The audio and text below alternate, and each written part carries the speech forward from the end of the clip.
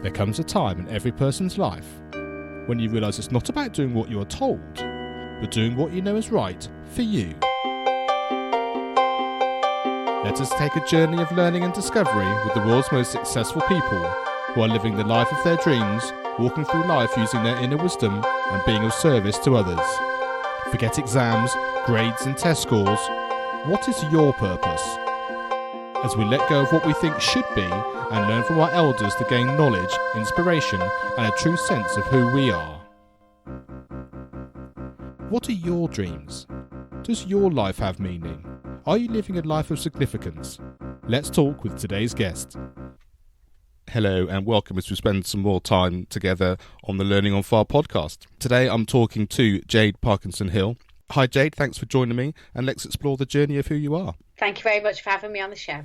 Great. So can we have a little bit of background, a little bit of a history about who you are and your sort of education and learning experience? Okay, so I am the founder of STEAM School. We are an online learning community and we broadcast interviews with inspirational people from the worlds of science, tech and digital media into schools every week, really, just to inspire the next generation of tech and scientific entrepreneurs.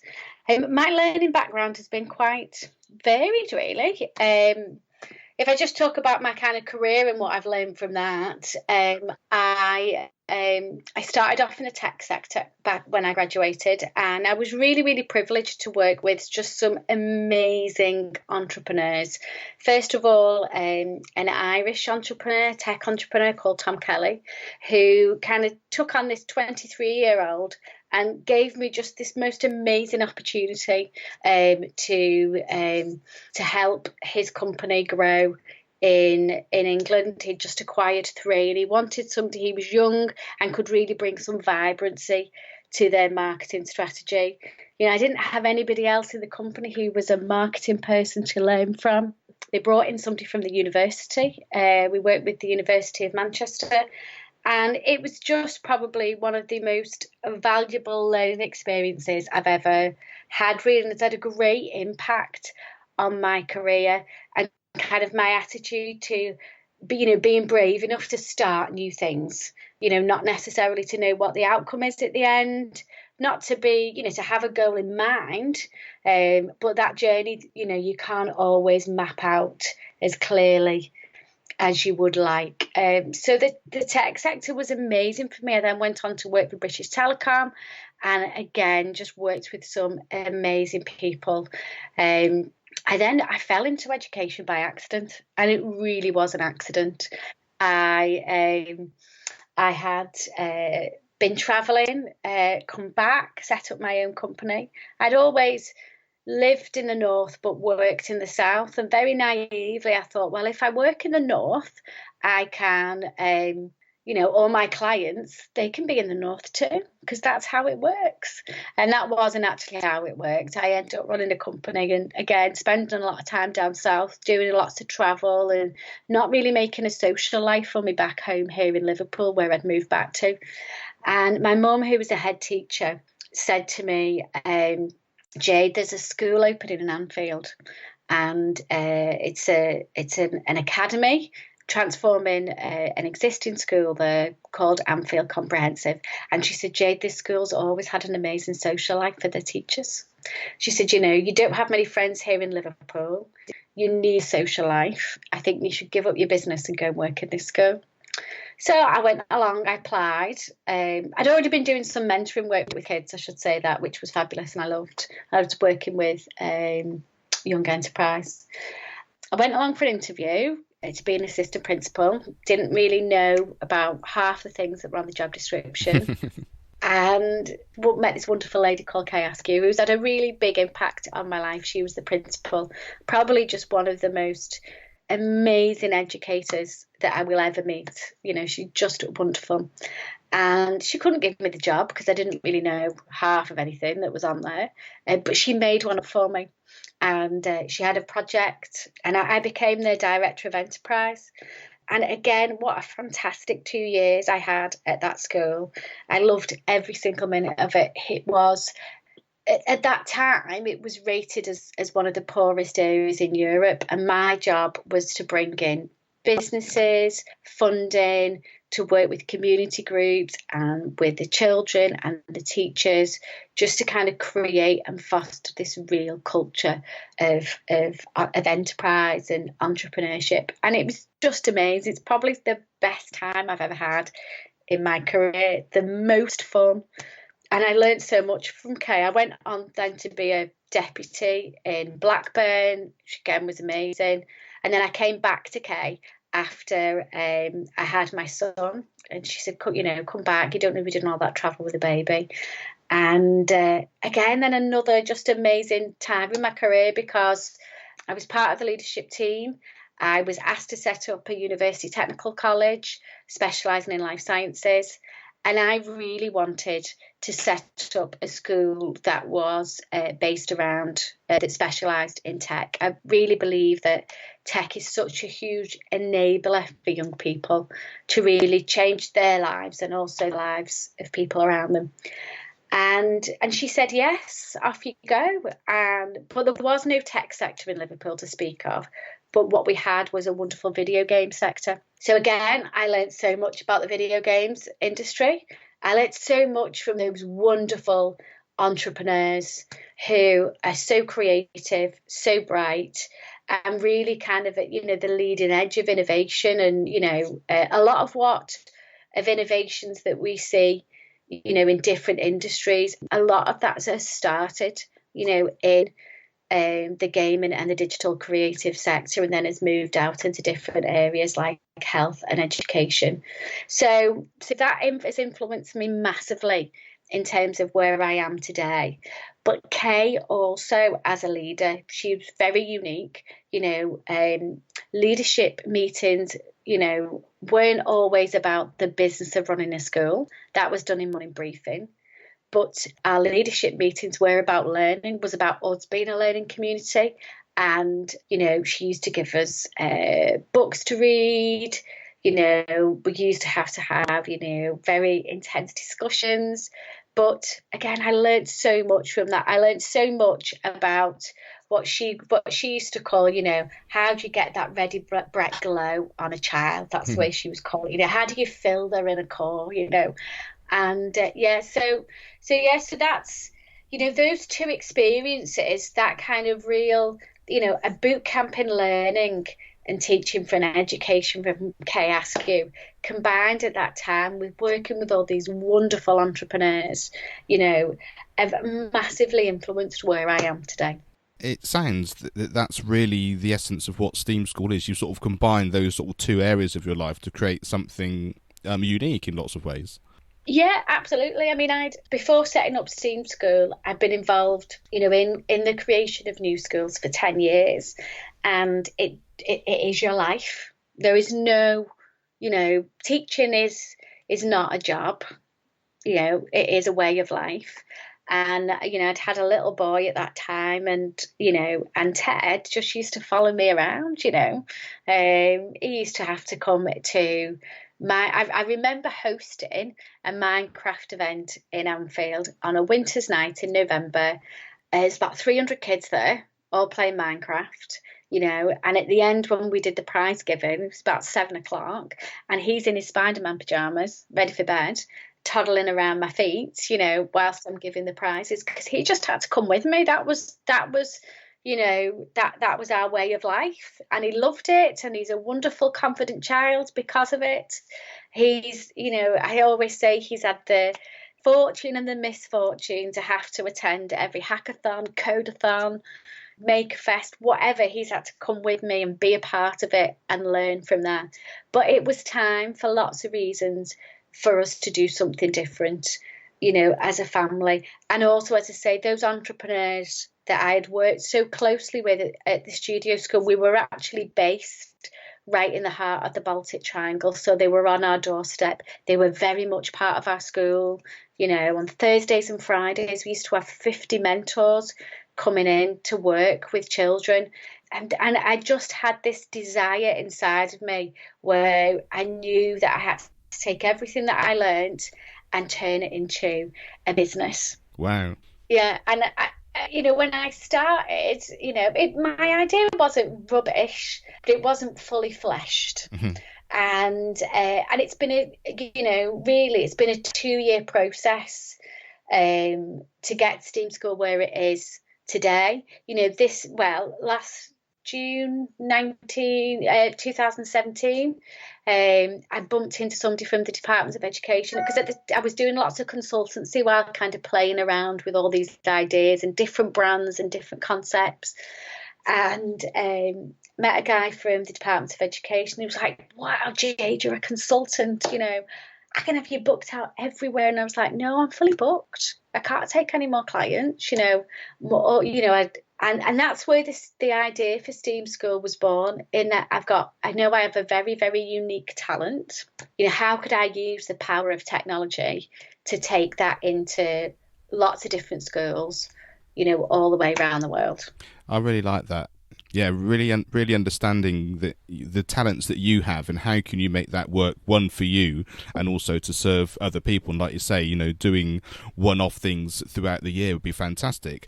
Doing something in a way that you can do it as a unique talent that you have that serves people all around the world is another thing. And that's when you start thinking like that, I mean, anything really is possible, which I absolutely love. You've given us a great insight into what your life looks like now. How's that different from when you were growing up? So I grew up in quite a big family. I've got a twin sister. And then, so with kind of marriages and divorces, there was 4 of us growing up in our house. So my twin and I, and then my mum remarried, and she had 2 other children, Danny and Sam. So there was 4 of us in the house. The house was very noisy. It was a full house full of, lots going on all the time. And then my dad remarried, and he had 2 children to a lovely Peruvian lady called Marissa. And Jim, my stepdad, had a daughter from a previous marriage called Helen. So, and then my mum's from a big family as well. My mum's got the 7 of them. My youth was very much about family. It was very busy. Just like I had a wonderful time, as a teenager and beforehand.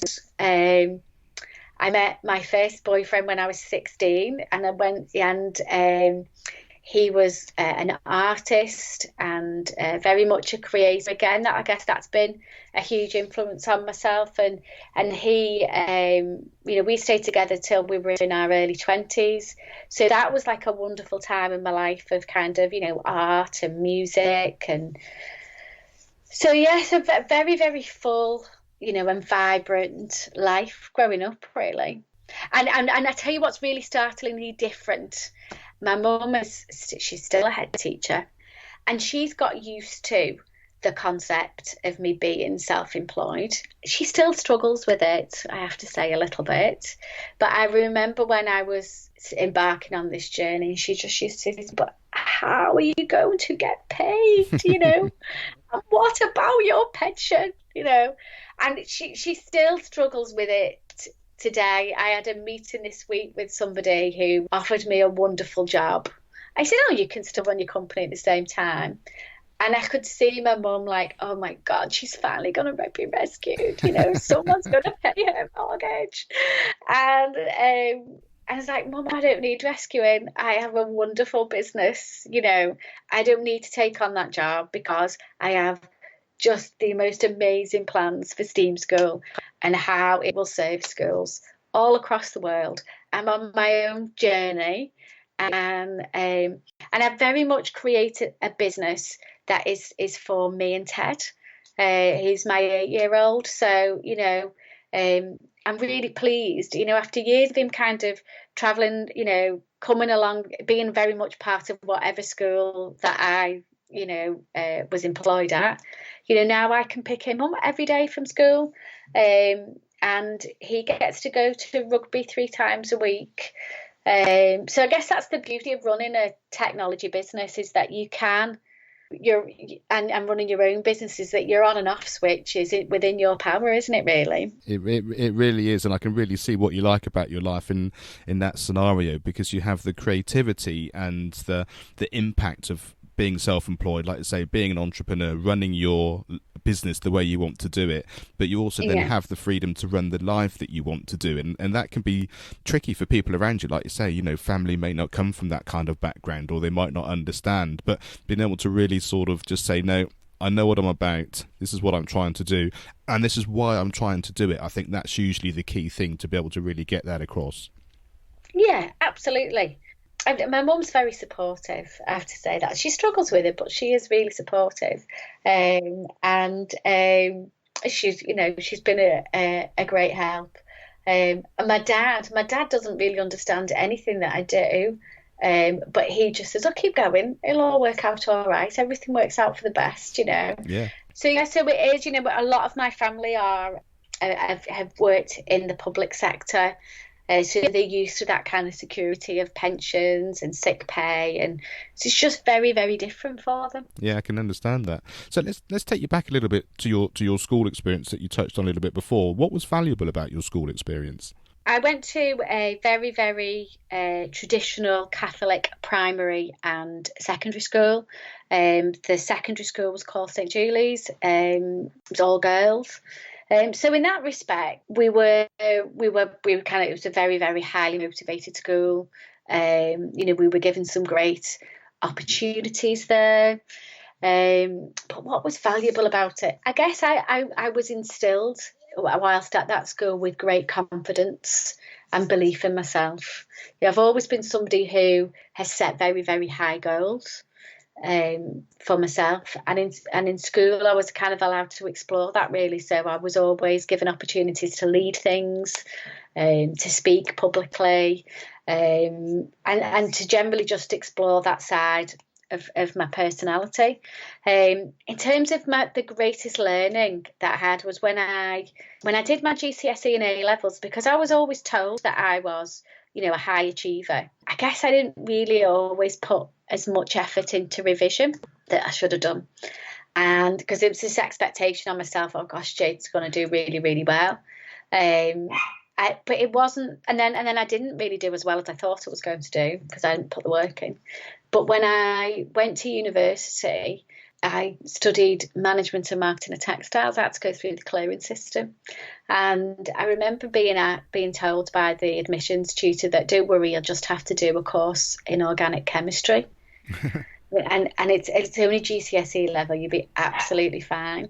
And boy, was he telling some whoppers. Because I had to learn about camshafts and the machinery behind working textiles, and it wasn't organic chemistry GCSE level. It was really, really hard stuff. So I had to learn that independence of how to teach myself stuff that somebody hadn't fed to me, really.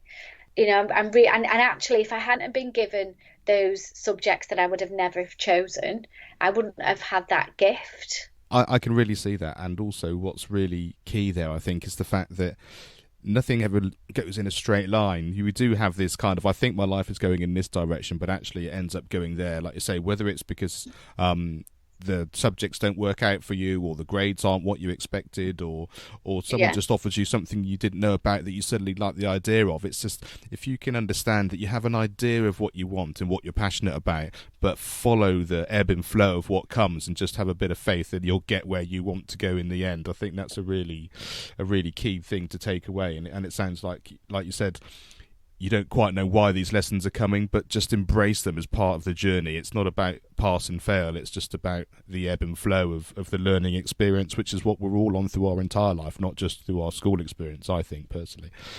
Absolutely. And when I was at school, I wanted to be a lawyer. And then I did a law module whilst I was there. I hated every second of it. Hated every second.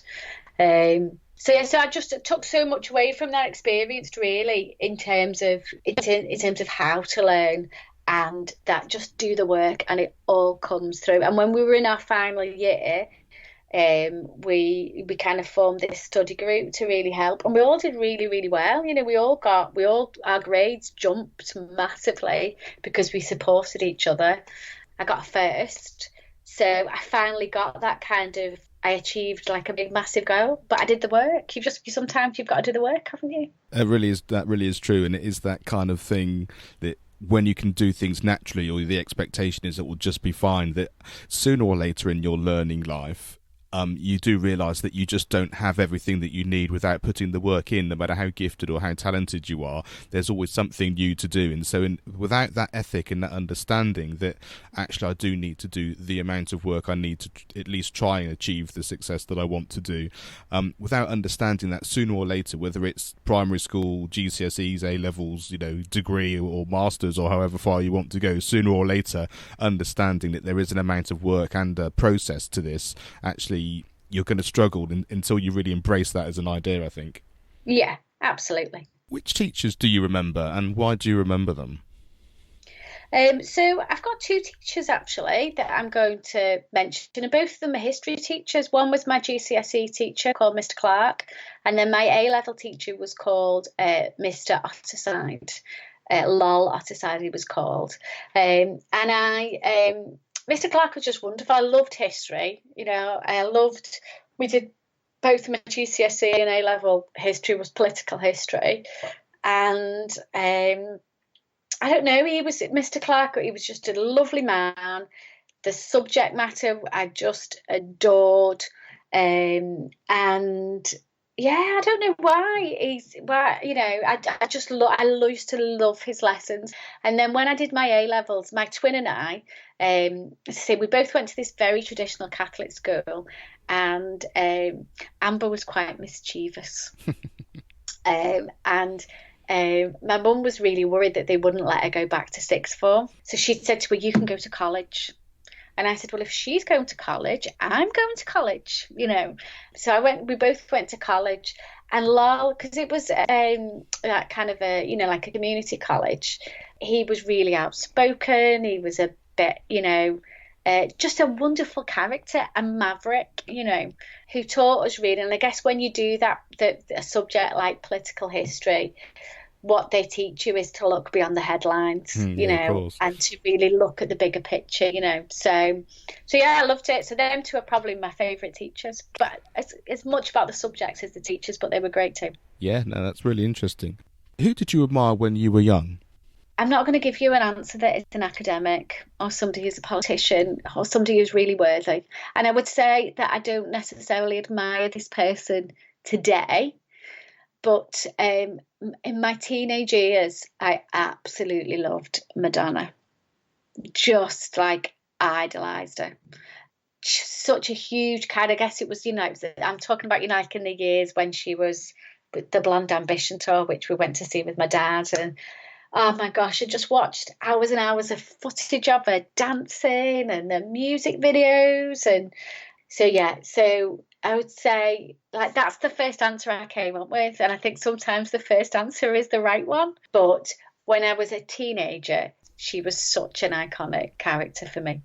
Absolutely, and I think there are so many people in the public world, whether it be music or dance or anything like that you see regularly on television, who are producing something which you can identify with, especially when it's within music and dance. When you can sort of really see what they're trying to do, and excuse me, and they're also trying to. I don't know, they're connecting with you on a level which is very different than when you're in school, or what your teachers or a politician is going to be. And I think you start to identify something within yourself with some of these people, and I can see why especially teenagers, they really admire or certainly sort of attract these sorts of people into their life and their overall sort of social expansion. I think that's absolutely really integral, really, to your sort of overall growing up, and I can really understand why that would be the case. And I guess really now, just having a little think about it and listening to what you've just said, aside from the controversy that she created, she was a real innovator at that time. There was nobody like her before. And, and there are lots of musicians who, I guess Lady Gaga and Beyonce and whatever, who have followed her. But, she really broke the mould, so So yes, she was amazing at that time. Yeah, sounds good. And you can then see the parallels in terms of you wanting to create your life these sort of years later about, I want my life to look like this, and I'm going to create something that fits with me and my family, and I can do it slightly differently. And then you can sort of, in hindsight, looking back, you can just start to sort of pick out those sort of, sort of something deeper than just the immediate impact of someone, and that identifies you in a way that's quite hard to put your finger on at the time, but with experience, I guess they're easier to see, aren't they? Yeah, absolutely. What was the best piece of advice that you've ever been given, and who gave it to you? Possibly one of the most memorable things that I have listened to, read, watched in the past year or so is I watched an interview with Oprah Winfrey and J.K. Rowling. And the reason why I'm telling you this is that there is something I've adopted from this interview as a little bit of a mantra.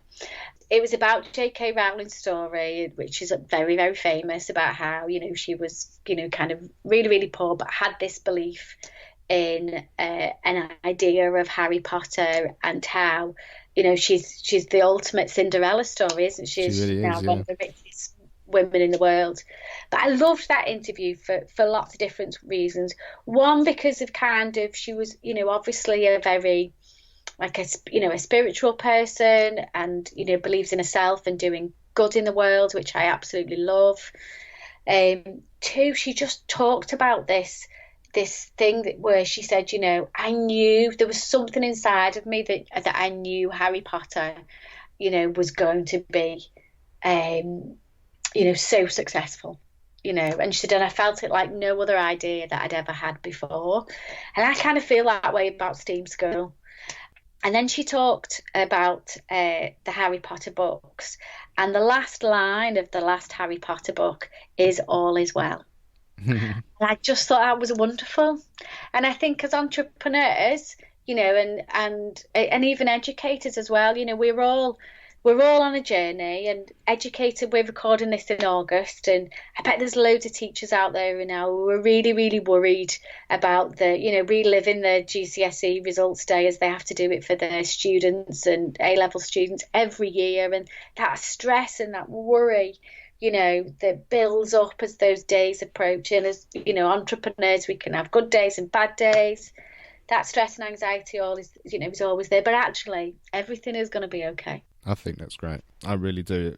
And I've changed I always start off my emails with, hope this email finds you well. And I just say, hope all is well. Yeah, that's lovely. I think it's a really great sentiment. And I really love the fact that it's the sentiment which is connected with you, rather than just the advice or somebody that's actually given it to you directly, and I think that's the power of the internet these days. It's the power of TV. It's the power of people like you say, like J.K. Rowling and Oprah Winfrey, because it feels like they're talking to you, and that's because they're talking to the essence of who you are. So it doesn't matter whether there are another billion people watching as well, understanding that it's that connection that you have the ability to do with so many people, that you can have such an impact in such a big way. What advice would you give to your younger self? So, I wrote something on LinkedIn the other day in a post, and I'm going to repeat it back, because I think sometimes as young people, young people can get so caught up in what their future looks like and who am I going to be, and oh my gosh, I've got to get the most amazing exam results, and I've got to do this for my CV and that for my CV. And really, I think we all just need to chill out a little bit, really. That's my first thing to say. But I think the most important thing for young people is just to be themselves, to kind of really explore who they are, really, and what drives them and what passions they have, to be curious, to have adventures, and to create things and do stuff. And if it's really easy, isn't it, to spend your whole day on an Xbox, or watch Netflix. But actually go out and create stuff, have a hobby. If Pokemon is your thing, then, what can you do creatively with Pokemon? Where can Pokemon take you in the world? What type of Pokemon adventures can you have? Because all those experiences and the skills that you learn and the stuff that you create, that's what future employees want to know about you. And that's one of the things that I've learned from STEAM School this year, having interviewed lots of tech companies, is they're really driven. They're really looking in for young people to see, what drives you, what are your values, and what type of things have you been involved with, what have you created. So it's that self-expression really, isn't it? That I think just, don't worry about what your future looks like. Just be who you are today, do awesome stuff, and everything will follow. I think that's great advice, and I think finding your passion, finding what you're really into, and exploring it in whichever way it comes, just as you do as a young child. You just do what you want to do next, because that's inherently what you do when you're learning and when you're growing up. Yeah. And to be able to do that, and just see that all the other things are tools. Whether it's exams, whether it's a course, whether it's having to do X, Y, or Z, they're tools to support you to do that. Because you'll find when you're just doing something you're passionate about, and you won't know how to do it necessarily, but you then look around for the tools and resources that you know about, or the people that can help you, and then it just becomes very exciting. And as you say, anything is then possible, and then just follow the journey as it unfolds in front of you. Yeah, absolutely. So having said not to look too much into your future, what does your future look like? So hopefully STEAM School has got a very bright future ahead of us, and is a key part of our lives. I launched STEAM School in a very kind of small and humble way in January. We're looking to take on much larger schools, a number of schools this year. We're developing an app, and whilst now STEAM School is about connecting schools to those global innovators, which is just amazing. We have some amazing people on the show. And it's about inspiring, students to follow in the footsteps. And in a very small way, we have these mini challenges. But what I'd like in the future for STEAM School is just to work on a much more deeper level with young people, for us just to connect those pioneering schools and pioneering students who really want to use tech for good. And for them to start on that journey themselves, really, what can they do, in their schools, at home, in their communities, to really start to work with technology at a young age, to, do awesome stuff and be a force for good, really. That's what I'd love STEAM. That's the impact I'd like for STEAM School to have, in the future. And that sounds very inspiring. And I think having that overall feeling of that goal, which isn't it needs to be this number of schools in this kind of way, it just is that overall global feeling of what you want it to look like. And then I just think it will happen naturally, because like I say, you then meet the right people get on board, and it just grows in an organic way that enables you to do exactly what you've described. And I think you'll have a very successful business from that point of view from here on in, which sounds absolutely fantastic. What podcast, book, video, film, song, or resource has had the biggest impact on your life, and why is that? So I'll do a podcast, and then I'll do a book. When I started off on this journey of leaving education and becoming an entrepreneur, in fact, I think it's probably still one of the highest rated podcasts.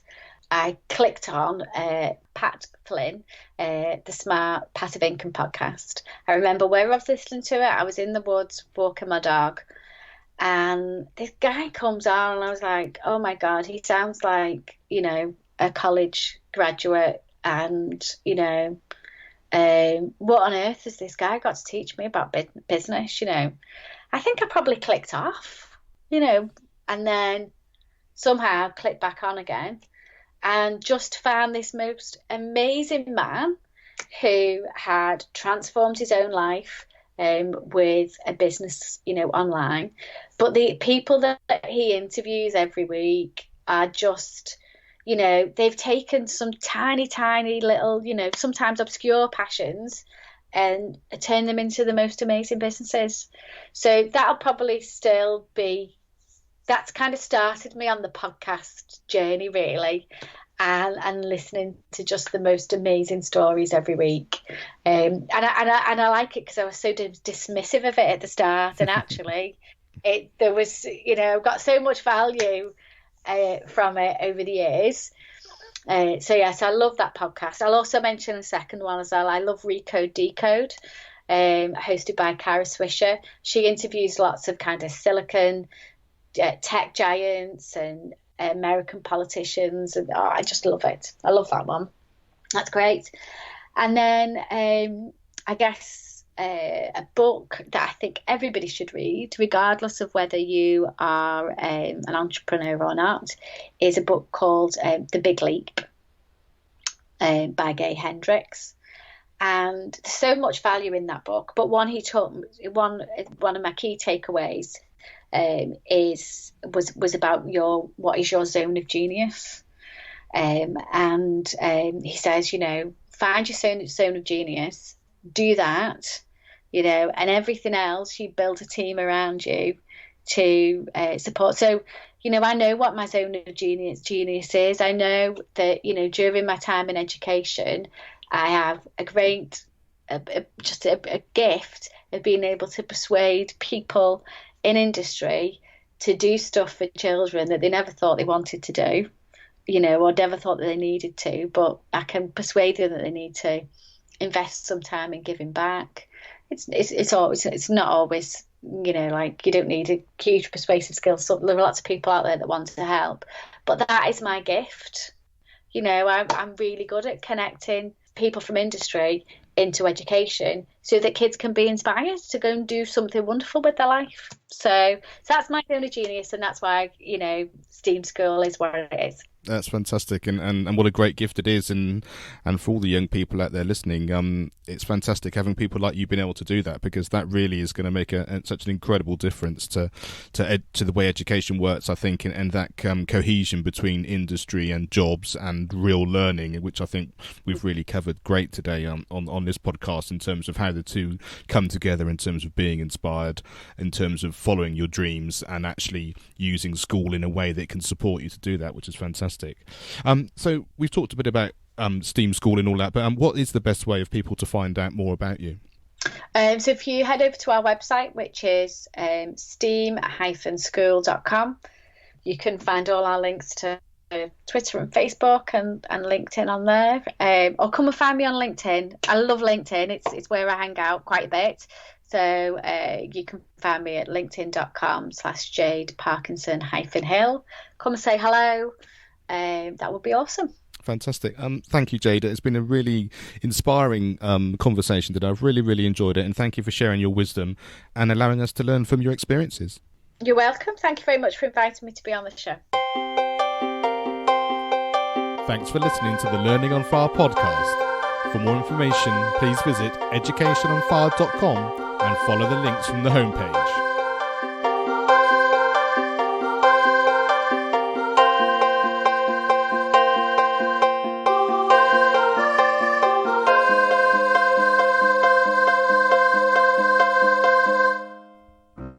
Education is not the filling of a pail, but the lighting of a fire.